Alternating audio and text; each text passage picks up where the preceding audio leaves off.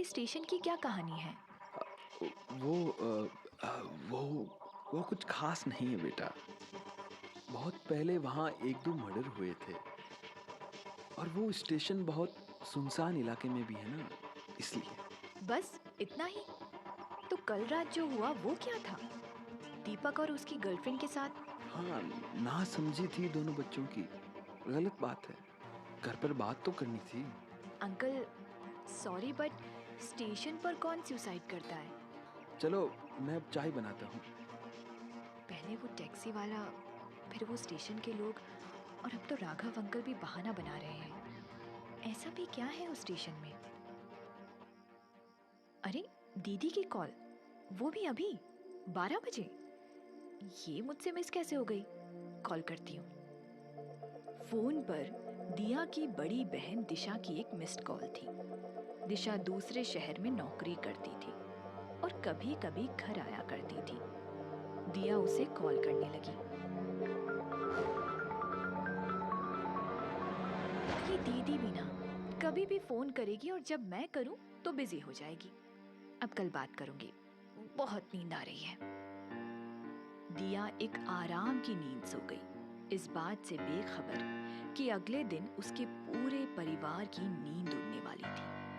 काश कि उसने अपनी बहन को वापस कॉल नहीं किया होता। जहां से ये कहानी शुरू हुई थी, अब दिया को कहाँ पता था कि ठीक उसी वक्त दिशा उस भूतिया स्टेशन में उन मुर्दों से छिपी हुई थी। और दिया की उस कॉल की वजह से ही दिशा का मोबाइल बज उठा था। मुर्दों की ट्रेन भी आ चुकी थी और उससे भी मुर्दे उतरकर उन मुर्दों में शामिल होते जा रहे थे और मुर्दों का ध्यान उसकी तरफ चला गया था। और तभी एक मुर्दा उसके ठीक सामने आकर खड़ा हो गया।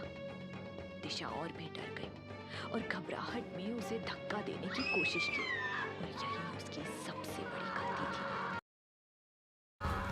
जैसे ही दिशा के हाथों ने उस श्रापित मुर्दे को छुआ, उसके दोनों हाथों से रहस्यमय लपटें उठने लगी।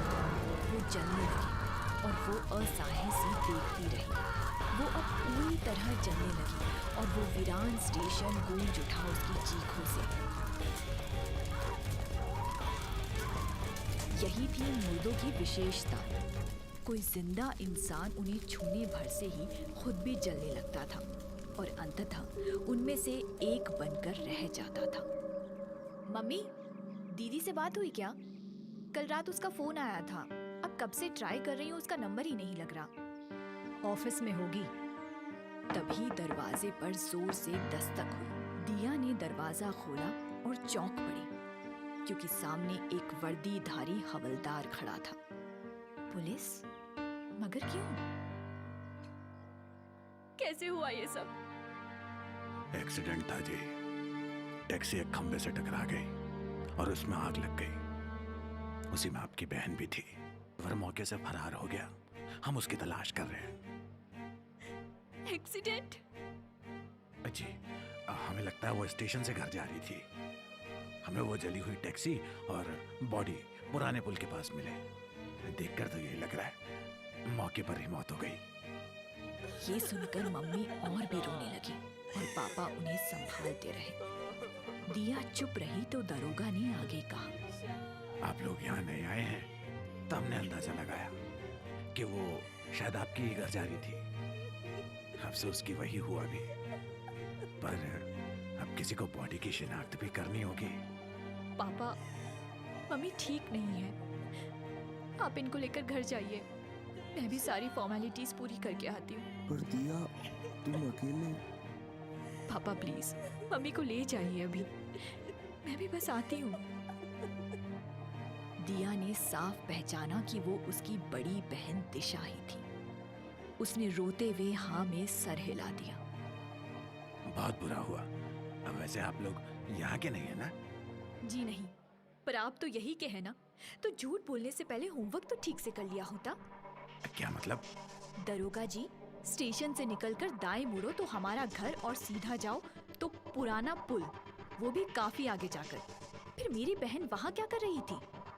मुझे पता है कोई एक्सीडेंट नहीं है ये, मेरी बहन के साथ भी वही हुआ जो दीपक और उस लड़की के साथ हुआ था, और वो भी उस स्टेशन पर, ना कि किसी पुराने पुल पर।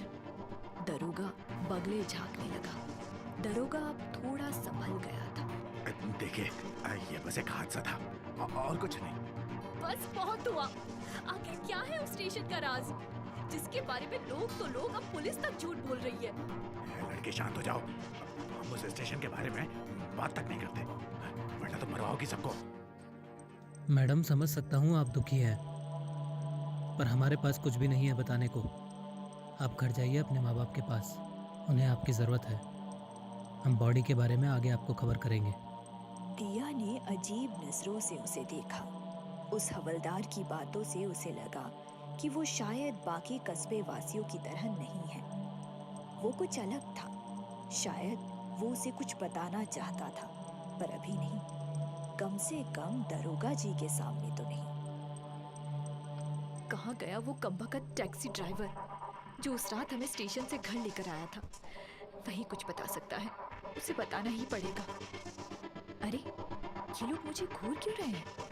क्या दीदी की मौत की वजह से? अब तो पक्का है कि वो स्टेशन ही सारे फसाद की जड़ है। जानती हूँ तुम कहाँ मिलोगे और कब मिलोगे।